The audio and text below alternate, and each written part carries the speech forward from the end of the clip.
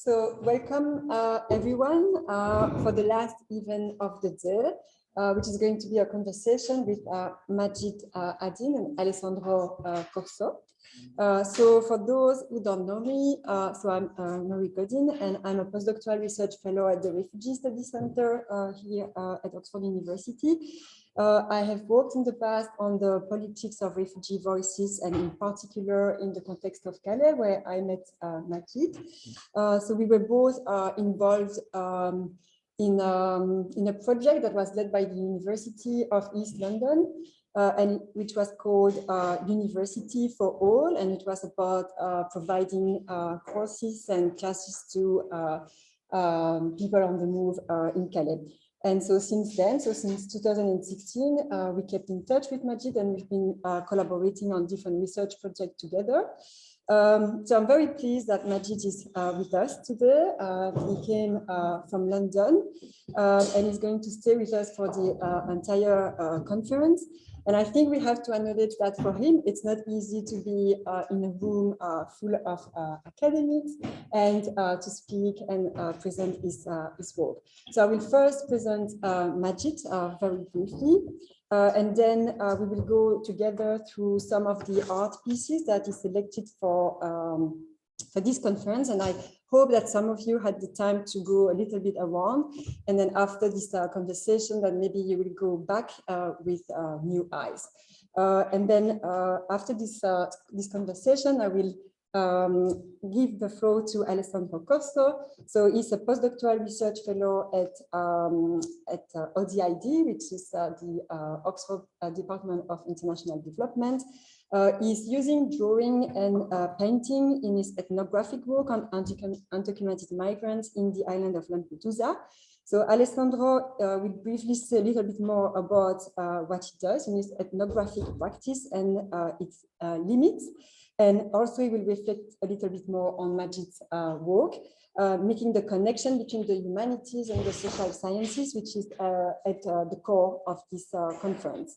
And then after that, we will open the floor for questions. And then only after that, we will have the wine and the cheese. Briefly, let me introduce Majid to you. So Majid Adin is an animator, he's a writer, and he's an artist who fled Iran in 2015 after facing persecution for his cartoons criticizing the regime. Majid traveled through Europe. He spent several months in the so-called Calais jungle, and after many attempts to make the crossing, he finally arrived in the UK in a refugee-rated van on the 20th of April, 2016. This date is very important to mention because it did coincide with the celebrations for Shakespeare's 400th anniversary. And when he arrived in the UK, the first thing that Majid saw at the back of the van was a poster about Shakespeare's anniversary. And this encounter with the writer had a great impact on Majid's work, in particular the graphic novel that is currently still writing and which is coming out soon, and which is entitled Hamid and Shakespeare.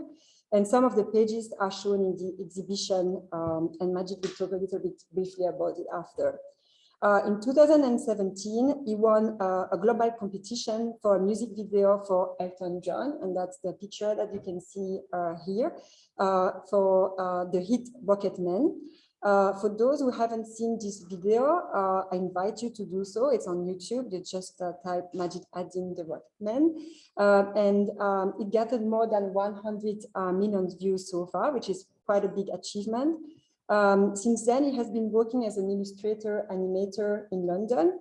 And for instance, he did the video called The Journey for the organization Choose Love, which is a UK-based NGO, which provides humanitarian aid to and advocacy for refugees around the world. And we will try to put that video tomorrow, so then you can see also a bit of his animation work. In 2019, Majid had an artistic residency at the Venice Biennale, supported by UNHCR, which invited refugee artists. And preparing for this conversation, Majid did mention that the artist, Ai Weiwei, that was just mentioned before, was also invited at the same year where you were in Venice. And we just thought that it was a nice coincidence that that the piece of work, the remnant, was used for this conference. So last summer, Majid won a BAFTA scholarship, which is a program in the UK that supports talented people at all stages of the career. And with that scholarship, Majid is currently doing a master degree at Kingston University in London in computer animation. So in this conversation, we first look at the work that Majid has chosen for this exhibition. And it's divided in three sections that represent three key moments in Majid's artistic journey. So first, there is the time when Majid was in the jungle, which is the first thing that you should see when you enter in the exhibition space on the left. So it's a section dedicated to when, then after that, there is a section that is dedicated to when Majid came back to the jungle in 2018. And then the last section is about his graphic novel. So first, we are going to go into the first section when Majid was in the jungle. And for political reasons, Majid had stopped art creation for years before reaching the jungle. So he told me that he had found the inspiration to draw again when he was stuck in the camp and where he could go in a place called the Dome that he had that was built by the charity, the Good Chance Theatre. This is a place that he described as that was for people to come to express themselves, to escape from the harsh conditions in the camp and to be in another atmosphere. And like you said to me yesterday, you describe it as an island in a storm at sea. Yeah. So this painting, so we thought it would be nice to start with that. So you can also see it in the exhibition. It's another picture. So you did it when it's a stencil, and you did it when you were in the jungle. And you also said to us that it was the most important artwork that you've done and that you are the most proud of. So can you tell us a little bit more about that piece of work? Yes. Yes. Thank you. Thank you. Okay. No. Thank you very much. Sorry, I say I apologize. My English is not very enough, especially for the academic space and conference.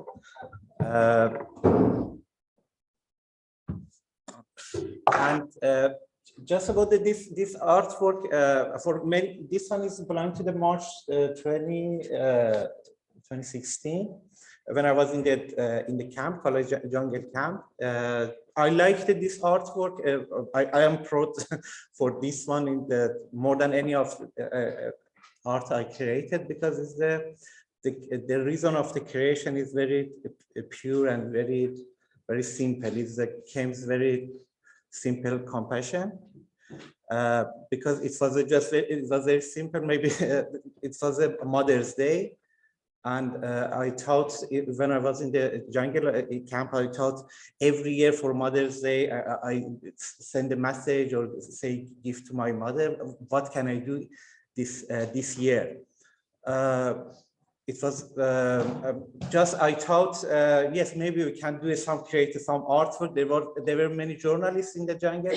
Thought maybe if I create some artwork, maybe some people, journalists, take a picture, and this picture I can send to my mother.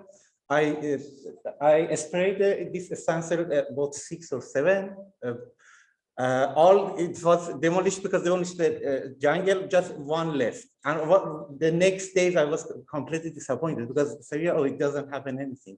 Nobody can pay attention to that one. But after that, in the book Voice of the Jungle, you published, and I sent this picture to my mother. She was very happy because said, yes, my picture is in the book, published in the book. But because of that, I'm very proud about this one more than any of the artwork, because it was very simple, not for another reason. For example, big artist, fame, or anything else. It came very simple things. Sorry, I spoke too much. And also you can also share with us what does the writing mean? Ah. Yeah? Yeah, that's one. Just I miss you. I wrote in the I miss you. I wrote in Farsi. We call this deltangetam.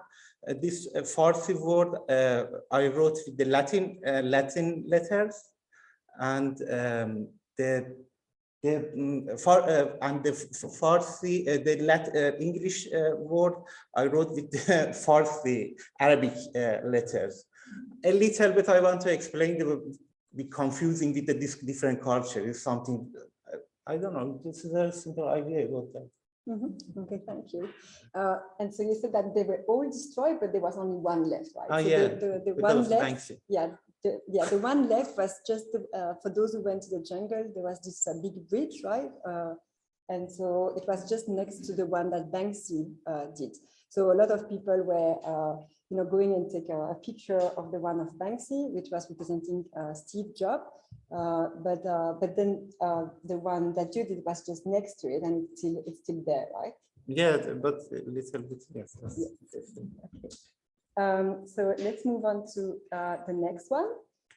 Okay, so here you this is a different type of work. So can you tell us a little bit more, maybe if you talk about the one on the left, because that's something that you did at the very beginning when you arrived in the jungle, and say a little bit more about the colors that you use. Yes, the left. Should be right or left? Yeah, that's this okay. One. Okay. This one, I think I arrived to the college jungle camp late October 2015. Maybe it was, that means maybe November or December or something. That time, the first month I arrived, it was the yes we spoke before. Actually, I tried to do a creation and artwork with my inner voice, or something I came from my inside, is that idealistic word is a positive, use the very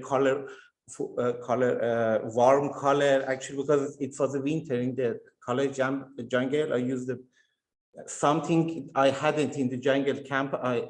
Last night we look at to this, I found it about that one. I didn't know, it wasn't there initially. But I found it, yes, I used something I need, warm space, is the poetic and lovely, not the harsh atmosphere. It's something I need, I put into my painting. And this one, it was the last month, I think it was maybe April or 2016, or early or late March or something. All of my friends, especially my close friends, you see his picture of that in the exhibition. All of my friends, they passed across the border. I was long, and the police, 50% of the jungle completely demolished. They fired this wooden or tent. That was a little bit, especially because this fire came and get us. It was, I think that one is a little bit, I lost my hope also in the painting. Is there wasn't the less hope or it was like a bird stuck in the situation or something. But that time it wasn't, just now we're thinking about that, maybe it was the reason of that. Thank you. So let's move on to the next one. So that one is one that you actually did, because of time, I took one off. So I'm not actually showing all of them. Yeah, sorry, I'm not putting all of them. But so as Majid is going to be here around, I think it would be nice if if you also ask him to explain other paintings that are actually in the exhibition. But so for this one, it's one that you paint after, and in that one, it's called When the Wind Will Take Us Away. So in that painting, death is clearly represented with this image of a child in a cold in Calais, which is progressively dying, right, in front of our eyes, and with This is a bit cut, but then you have the French police at the background. So blue is the main color of this painting, which differ from the warm colors that we saw previously in the previous painting. So can you tell us more about that painting in particular? Why you choose to represent death and the death of a child? Yeah, it's very fast. I say this one is, I think it was 2019. Yes, 2019 for the exhibition. Just this one is just, I had the experience all the winter in the college jungle. Me, I was an adult and a strong man. It was very difficult for me, this cold and living to this. Just I thought for example, for me it's difficult, but for how this happened for the children how to can pass this difficult situation and winter. Something is happened for the many children in Ukraine. This not finished. It doesn't finish this story. Just I tried to bring attention to the situation of the children or something, to this difficult situation for the children. 1,000 times is more difficult. And you also mentioned that it was the topic, right? The topic that you were also drawing, it was different, obviously, from the topic that you were, thinking that you were drawing at the time when you were in the jungle. So this representation of life and death, it was different. It changed across your journey. So the title, yes. The title of that is the name of the one famous poetry of the one woman, contemporary poetry in Iran, Française. This poem is about the death, actually. I guess this title from that poem of the Furu. The wind will carry us. That's fine. So let's move on to the next section. So as we move on to the next section of the exhibition, and that is one particular moment in Majid's life. So he had reached the UK for 2 years, almost, right? So this was in 2018, and you had the opportunity to go back to the jungle with the organization Art Refugee UK. And as you all know, probably the jungle camp had become one of the key symbols of Europe's migration crisis. And in September 2016, more than 8,000 refugees were still living in the camp. And on October 2025, the French authorities decided to shut down the camp completely and demolish it. And for those who went to the camp, this threat of destroying, and I think Majid just mentioned it, the camp was part of residents' daily lives, with the destruction happening regularly. And this is why there were also a lot of signs painted on shelters, libraries, barbershops, churches, restaurants, schools, and other community facilities where the residents of the camp had written lieu de vie, so living space, to prevent the police from destroying those places. So in that series, Majid, you wanted to contrast this landscape of destruction, emptiness, and erasure of the refugee presence and existence with drawings and pictures of what the camp was when you left it. And as you said to us, it was hard to be in the jungle, but it was also a city full of hope, as you described it to us. So these are just two of the pictures that we can see in the exhibition. So the question, Majid, is like, can you say a little bit more about, why you decided to redraw on the photograph that you took when you went back in 2018? Yeah, after 2 years, I came back to that area. All this land, yes, we have so many memorizing. That was it actually the city, because all the elements of the city they had, and it was so lively, difficult, and good moment, bad moment. A lot of it was alive. But I thought is the authority that tried to hide something, and exactly they want to decide, say, yeah, there wasn't anything, it's something hide something, like a shame. This one, it was the, this was the, initially I like to say, yes, there was many people, it was something else you want to hide it. Good or bad, but there was here. Because of that, I took many pictures. That's the land. I tried this. This is one of this image because I had many of them. I drew something, some memorized in that land.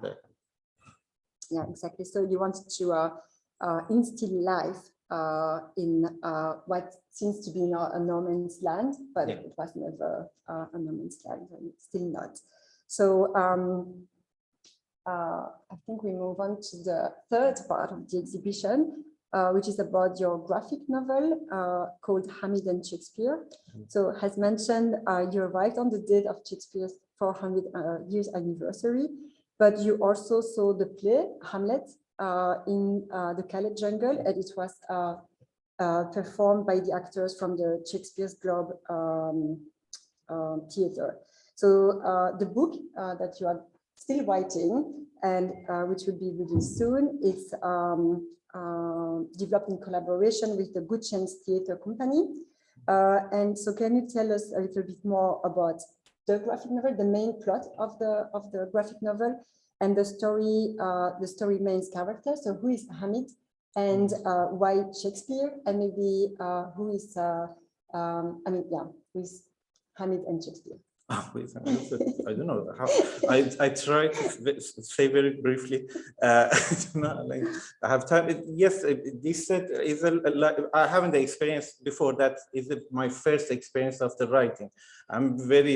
I'm trying to learn to write. I'm not a writer actually, but this one is like a style of this book is like a magic realism that came from the reality and not imagination or something. It's 400 pages. This is a book. You see some page of that. But this one, I started the book from the one reality. When I came 20 April 2016, and when I came here, the first picture, I didn't know how is the UK or something. I looking from that police van, says how is the look, and the first picture, one of the first pictures was the big billboard 400 celebrate of the Shakespeare. This part of that is the realist, there's a reality, but it's a sort of the longest story. But I put this one to start my story and develop the story. This more in general is more about the one person came to the UK, how we can adaptation to the new situation, how adaptation to the new culture, how deal with this everything new. This in general is that Shakespeare is, for me it was a symbol of the Western civilization, or some part of that also is the wisdom for the answer for the. Thank you. So I think we are going to move on to Alessandro. So yes, Alessandro, if you can share with us. So I'm going to show, so there are two pictures, two drawings in the exhibition that are not from Majid, but it's actually Alessandro's paintings. So Alessandro, if you can just tell us a little bit more about these two paintings, and then you can reflect on Majid's work. Yeah, thank you. Hi everyone. So yeah, before saying a few words about the paintings, I wanted to just remark the importance to me of having someone like Majid here with us today, because like when we talk and write and reflect on topics such as the ones we are discussing about today and in these 3 days, there is a lot of reflection about the possibility to incorporate new or different forms of thinking, of writing, the issue of representation. We heard a lot of ethics today, the ethical problem, the ethical question, and the aesthetics as well, right? Aesthetics and ethics, which go together very well with what we're seeing in Majid's work. And I think that on the one hand, this is very inspirational because it can be a way of starting to create bridges which are not just somehow in the clouds or in the air, but start to become a little bit more practical. Usually there is a lot of discussion about how academia struggles to make conversations with the real world or the whatever other word is not the academic one. And it is of course important because especially in this kind of situations and contemporary awful tragedies we are all dealing with in different ways, from the Atlantic, so from the very historical perspective to the very present one and going into the future. I guess it's very, very important to try and create a conversation which feels real and is real. So thank you, Majid, and thank you, Marie, and everyone. So after saying that, a few words about this. So this, just to add, and one more thing is that I also believe that, you know, art somehow can be, is not the kind of solution to anything, but can be, if you feel like using it, an alternative way of trying to explore this kind of different forms of representation. So in my case, it was something I tried to do in the fieldwork, and I'm exploring at the moment. I'm not an artist, but I like to draw and paint. So when I was in Lampedusa in 2016 for my fieldwork, which lasted 1 year from March 2016 to about April 2017, with 2 months of break, not to get totally mad. I suddenly, like after a few months, I felt the need to start and do something which was not just taking notes in the usual way of the field notes, but experimenting something different. So I started to sketch and write in a kind of different forms, poetry and this kind of stuff. And at some point I felt the need really to do some paintings. Although in my mind, I had the kind of very academic idea of how to do these things and thinking that art was not necessarily part of my job. So there was also an ethical contradiction of like, can I draw someone like a young guy of 19 from the Gambia who I met for a few weeks? And, you know, it's like the question of the pictures we talked about before. Do I take a photo? Do I not take a photo? Do I do a piece of art? Do I not do a piece of art? So in that case, the need to do it was stronger than the thinking. So at some point I had to do it. And in the first case, this is the image of a guy from the Gambia who, you know, like I'm not gonna say too much about Lampedusa, maybe a few words. It is an island in the Mediterranean. Probably all know about that. It's the first arrival point at the frontier, the southernmost frontier of Europe, where migrants departing from Libya, mostly, or Tunisia, arrive. It's not that they arrive, but of course there is a system through which this happens. And at that time, Mohammed was there, and I took a few sketches of him and tried to make this painting, which really represents retrospectively. I wasn't really aware of it, but if I think about it now, something which has a lot to do with something that we heard about in the discussion today, this contradiction between absence and presence. There is the face that you can't quite see, but yet you can see it, that looks at you, and so somehow there is the presence and the power of that direct encounter, but at the same time, it's a kind of inability to fully detail what's going on. And that's a little bit of the difficulty of the researcher who is in very, very difficult conditions trying to talk about what's going on and experiencing through the help of the people you are meeting the actual situation, the borderland situation. There is a little bit of what Majid was saying before as well. In the other one, I think, again, I took many months to get to this. I don't even know if it makes any sense, but I think that there is something about this contradiction again between life and death. There is a rock which is maybe underwater or maybe not. With the sand that you see up there is real sand from the island, which has been mixed with oil paint. And I think that there is again some element of trying to use a tangible, real material from the place you are in, mixed with the artwork. And the two flowers that somehow are like two beautiful flowers I kept seeing as I spoke with many migrants I met and migration workers and others, because my work was quite broad. I worked with locals, migrants, migration workers, a little bit of everyone who came across, and I didn't want to have a precise target.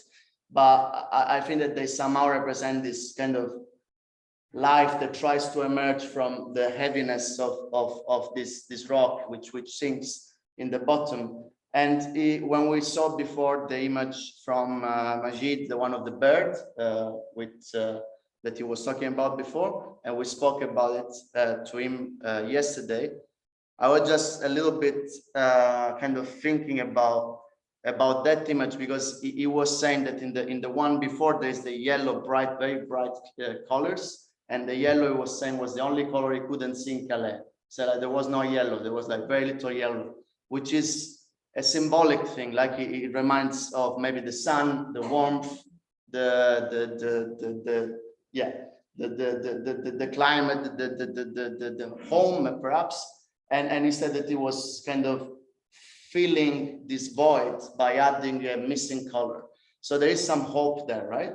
But as we move in 5 months later, as he's experiencing Calais and all the awful stuff that happens in Calais, and all his friends left and he's stuck, then you see this bird, which somehow makes me think of a trapped a sense of stuckness, as he was saying, or trapped, some kind of bird that can't use the wings, can't fly.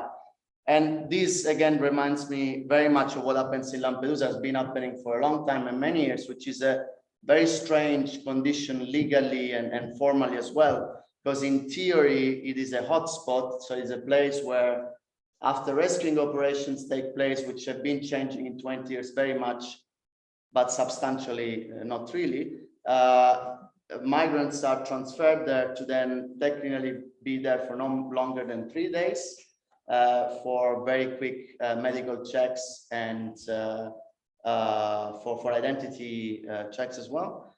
But then what it tends to happen, and at that time it happened a lot, is that people stay there for like weeks or months, and you see a very similar change of attitude from gratitude to Italy and to Europe or whatever, and the hope and the happiness of being alive after the Mediterranean crossing, after what happened in Libya, after a nightmare, which then slightly transforms into this sense of stuckness, which is suffocating, and it is expressed in different ways. I just thought that it's interesting, speaking to Majid before, like the idea of God and religion, how that plays out, because a lot of people I was working with very young as well were keeping on talking about the importance of God in the border crossing, before in the desert in Libya and afterwards. This idea that kept coming on, my life is on God's hands, and this calls upon God. And Majid, I think, I don't know if you wanted to say something about like that, you were seeing something quite similar in Calais, right? This kind of. Yeah, normally, yeah, we in the difficult situation, especially the title of conference about the death. Just only, I should say, just only in this journey, I had it twice. I had the experience almost the death, close to the death. These moments, normally, any believer, be an atheist, anything, I think is most of the people so much be a believer. If they looking for the more power to you, they when disappointed about any other help. Because of that, in difficult situation, the power of the God or some metaphysic or some power in the belief of the people be more stronger. which I find, yeah, it's to me is a very interesting point also to reflect a little bit on this kind of shift of perspective, which is a sort of somehow very widespread phenomenon that seems to happen independently of if you come from Africa, the Middle East, or if you believe in this or that. But there is this kind of proximity to death, or to the idea of death, or to being in this kind of, we want to call it liminal space. But even liminality has different ages and different forms and different meanings, right? Even when we talk about liminality or the borderland in existential terms, so as something which affects the existence, the ways in which we live and we exist. So we think and we believe as well. We see very different colors or shades, if we want to use the sort of artistic terms. And I think that reflecting on the very real experiences transferred into something like the art form, not only from the perspective of someone who has gone through it, and also from the researcher's perspective of perhaps from a local immigration worker or someone else, can help us to add pieces to this very, very complex puzzle, which we are trying to and struggling to make sense of. Yeah, I was going to say that this experience of death that you mentioned, it's actually in one of the, I mean, in the graphic novel, there is this Hamid, when he's droning, and then there is this memory of back home, right, that you are referring to. So maybe you can explain a little bit more about that story, because we have just like three. The book is that we can't say is that so much. The title of the death is important bold in this book, because it's about the life and death. Actually, we should say is emphasize the life. Is that person?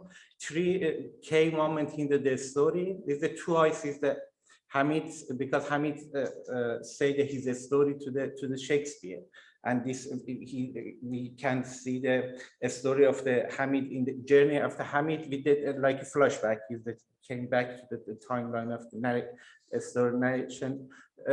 Twice has a experience of the death.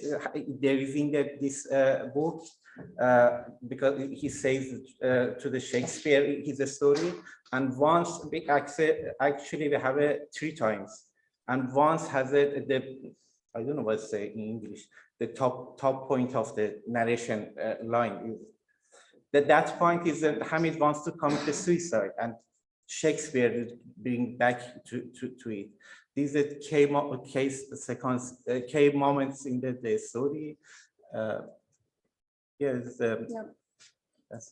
Oh, you did mention so that that peak of the story where it's actually Hamid is thinking about committing suicide. That's it's happening after. So when he's in the UK, and you said that it was also like during the journey, it was the fear of death, right? That was like the most.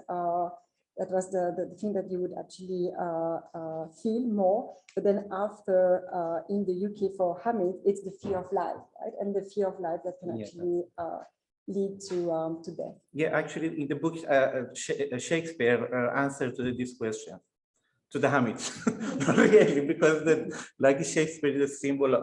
In my mind, it was the symbol of the, like maybe inner wisdom of the Hamid, because he wants to ask some question of the reason of the different things and find some personal character. Maybe it can be Shakespeare, or if I want in Italy, for example, I use the Dante, for example, but it's a symbol of the wisdom or something to try to get his answer of his question from that wisdom, or that part of the. Okay, and I think to just conclude and going into the discussion, just a few points maybe that could help us to reflect. Just basically like how, I'm just reading from here, how do and can we face the reality of the borderland? What happens as we realize how border regimes affect the existence of people, and how do we express the hardship of living and being in borderland situations. So the attempt to construct, as we said before, a common we, Elsa was talking about it, of which you know, we kind of seem to have the need to, and how is this how does this work? How does this play out in the mind of the academic, the researcher, or the artist, perhaps? But let's stop here, I think, right? And we take these last 15 whatever minutes to discuss, and then we'll move outside to the exhibition space.